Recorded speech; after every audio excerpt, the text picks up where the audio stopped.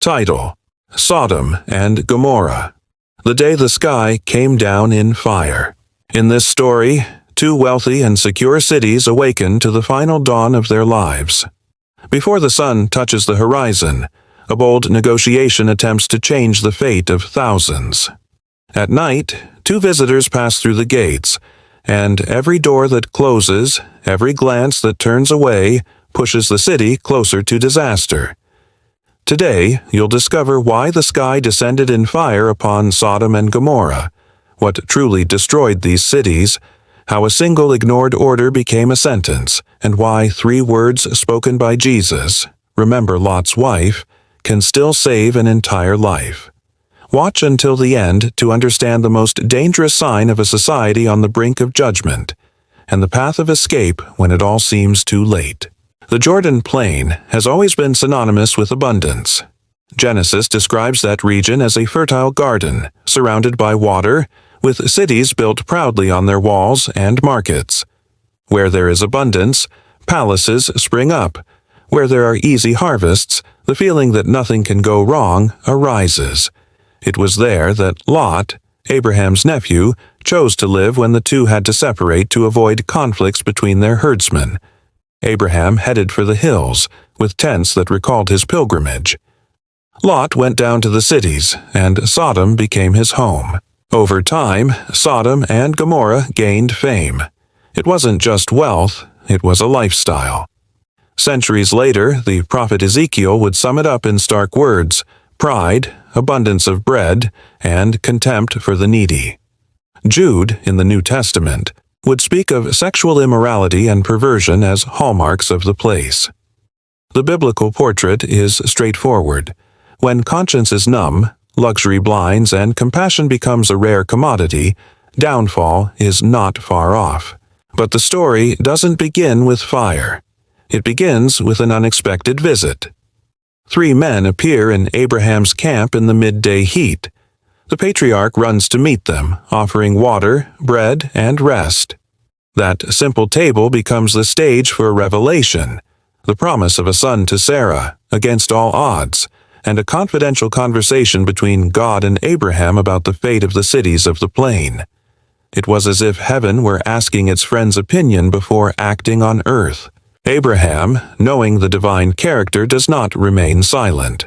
He stands up as an intercessor. He asks, "Will you destroy the righteous with the wicked?" And so begins a courageous, almost unthinkable negotiation. 50 righteous people, 45, 40, 30, 20, 10. With each number, a suspense. Will there still be 10? The promise is made. If there are 10 righteous, the cities will be spared. Abraham returns to his tent. Night falls, and 2 angels enter Sodom. The gates of Sodom close behind the visitors. Lot sees them. He still knows the rules of hospitality, one of the last virtues alive on that street. You approach, insisting they come to your home, offering shelter and food. The angels say they will spend the night in the square. Lot insists urgently, as if knowing that, come nightfall, the squares no longer belong to security, but to violence. They enter. The table is set. Bread bakes in the oven. The faint scent of flour and oil spreads. A home tries for a few hours to protect what the city doesn't want. But the city doesn't sleep. The news spreads like wildfire. Foreigners have arrived. Men from all sides, of all ages, surround the house. They knock on the door. It's not a request, it's an order. Bring them out. The crowd doesn't want to know. It wants to consume. This is the portrait of a society in collapse. When people become objects, when the other exists for my desire, when the word no is not respected. The crowd pushes. The air is heavy. The sound of fists pounding on the wood of a door that insists on remaining locked. Lot tries to appease. He speaks, he argues, he offers unthinkable alternatives, tragic choices that reveal how deeply his morality has been crushed by culture. Nothing works. Then the hand of heaven reaches into the story. The visitors pull Lot inside, lock the door, and with a single gesture, blind the men outside. Suddenly, violence gropes in the darkness. They still search for the door, but the door is no longer within the reach of evil. Inside the house, the truth is revealed. The visitors are angels. They say, "We must destroy this place." There is no longer any chance of finding 10 righteous people. The verdict is given, but mercy still extends a thread. Take your wife, your daughters, go. Get out of here, now. Lot goes out to speak to his future sons-in-law. They laugh at him. The urgency becomes a joke. The dawn rushes. The dawn approaches, and judgment approaches with it. The first ray of light finds a divided house. On one side, angels hurrying. On the other, hearts hesitating. The text says that Lot was delaying. The angel takes his hand, takes his wife's hand, takes his daughter's hands, pulls them away. Sometimes grace isn't a whisper, it's a tug. Run to the mountains, don't look back, don't stop on the plain. It's an escape map drawn by one who knows what comes from heaven. But Lot argues again. Ask for Zoar, a small town. Living in the mountains is scary. Starting over where no one knows you is frightening. The answer comes with concession. Go then, it's small, it's your escape route. The sun begins to rise. That morning, the clock in heaven is marking the last minute of Sodom and Gomorrah, and then it happens. From the Lord's hand, it rains sulfur and fire. The ground trembles, the air changes. The light loses its softness and gains the weight of a verdict. The sound is like 1,000 furnaces opening at once. The rooftops are burning. The streets are burning. The market, the squares, the windows that have witnessed so much indifference turn to ash. A metallic smell fills the plain, as if the ground itself is expelling its guilt. It is not bad luck. It is not a geological accident. The narrative affirms judgment came from above. The heavens descended in fire. On the road, a family runs. Dust rises from their feet, clothes stick to their bodies, throats scratch. The command is crystal clear. Don't look back. But the order isn't just about direction. It's about attachment. This is where the story pierces the heart. Lot's wife, faced with the noise of her life, faced with the brightness of her comfort, turns her neck. An instant. A look. And the look seals her fate. She becomes a pillar of salt, a silent monument to the price of choosing the past over God's call. Lot continues. His daughters continue. Zoar appears as an oasis of survival. Behind them, the cities that seemed eternal are now smoke rising like the steam from a great furnace. Elsewhere in the landscape, high in the hills, Abraham rises early and looks out over the plain. He sees the column of smoke. He remembers the conversation, the numbers, the questions. And even in the midst of destruction, he recognizes God's faithfulness. Lot was spared. Intercession did not prevent the judgment upon the cities, but it did reach his nephew's life in the midst of the disaster. The Bible records destruction as an example, as a pedagogical reminder. Peter would say that God reduced the cities to ashes, setting them as an example of what happens to those who live without restraint, and at the same time delivered righteous Lot, afflicted by the conduct of abominable men. The message is twofold. Judgment exists, and so does mercy. God's justice is not a whim. It is the final word after all attempts to awaken a city that refused to listen. But there is another, often forgotten scene that exposes the damage a culture does to the soul. Now safe, Lot fears remaining in Zoar and takes refuge in the mountain caves. The trauma breathes. What happens there with his daughters reveals a broken morality, shaped by years in a city that normalized what God calls wrong. Sodom's ruin wasn't limited to the streets. It had infiltrated decisions, habits, and imaginations.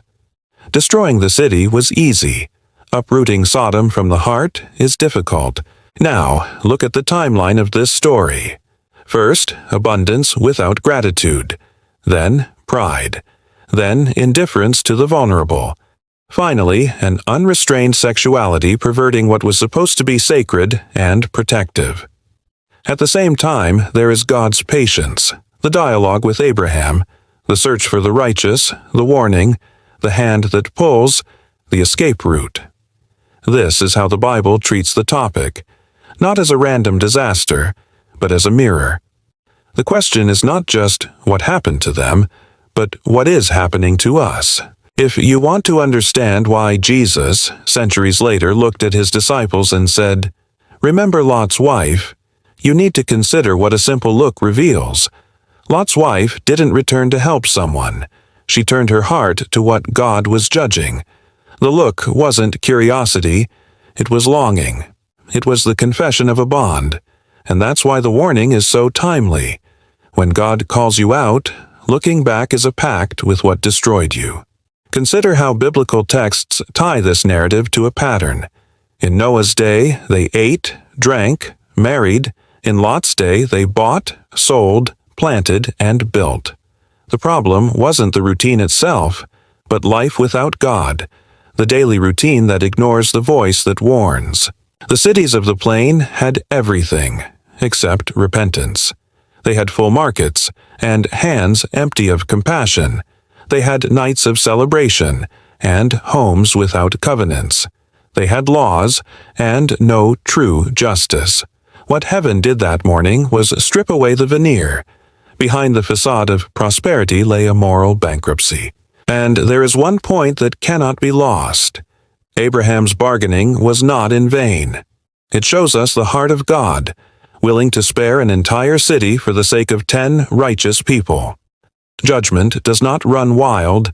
It is restrained by the presence of the righteous, by intercession, by mercy. This is the God who pulls Lot by the hand.